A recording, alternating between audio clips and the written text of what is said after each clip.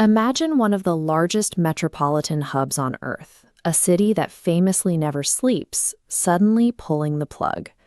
For decades, this is what the economic engine of Cairo looked like after dark. Dense traffic, brightly lit storefronts, and a non-stop commercial pulse. But that engine has been forced into idle. Commercial centers are shutting down under strict 9 p.m. curfews, and tourism, a vital source of foreign currency, has slowed to a crawl. Citizens are now navigating a landscape of daily government-mandated rationing. Electricity is cut on rotating schedules, and petrol is heavily regulated to stretch remaining supplies. This economic friction and the psychological weight it carries is the result of a paradox. Egypt is bearing the daily cost of a war happening entirely outside its borders. Political analyst Emad El-Din Adeeb recently outlined the mechanisms of this crisis during a broadcast on NBC Master. He pointed to a harsh reality for the region's non-combatant nations. States like Egypt are currently holding a massive economic receipt for a conflict in which they have no strategic involvement. Look at the Egyptian pound. This imported crisis creates immediate downward pressure on the currency, driving up inflation and eroding household spending power. Egypt's economy is essentially being held hostage by regional instability, demonstrating that the friction of a neighbor's war can be as disruptive as a direct military assault.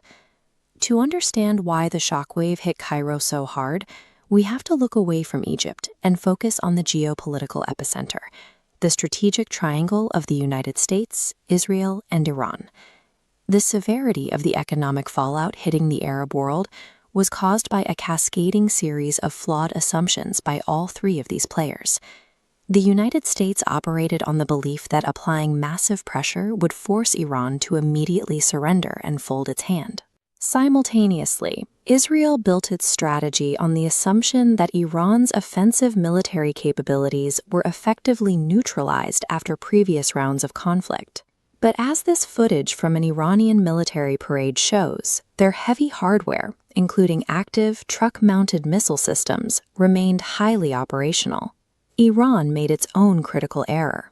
They acted on the confidence that ongoing diplomatic negotiations were about to succeed, assuming those talks would provide a reliable geopolitical shield. Because all three nations failed to accurately read each other, they locked themselves into an expanding war that none of them accurately predicted. This chart tracks regional energy prices and shipping insurance rates. The moment negotiations broke down, these costs started shooting upward, panicking global markets.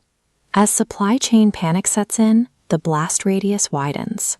This bar chart shows the resulting drop in regional tourism revenue and foreign investment, draining the revenue streams of import-dependent nations. This is imported inflation. When supply lines freeze and energy costs spike because of a foreign war, the baseline cost of living artificially skyrockets for neighboring populations. The combatants failed to understand each other's breaking points. Now, non-combatant states are being forced to absorb the financial hit resulting from that failure. How does a non-combatant state survive when the major geopolitical players are operating on flawed logic? The Gulf states represent a different outcome. Compare the darkened streets we saw earlier to the fully illuminated, active skyline of Dubai. Their economic solidity comes from a strict refusal to let external proxy conflicts derail their internal development and global investment timelines. By prioritizing internal growth over external disputes, these states have shown that economic isolationism from proxy wars is an effective shield against regional chaos. Adeeb defines this survival strategy as the new Arab realism.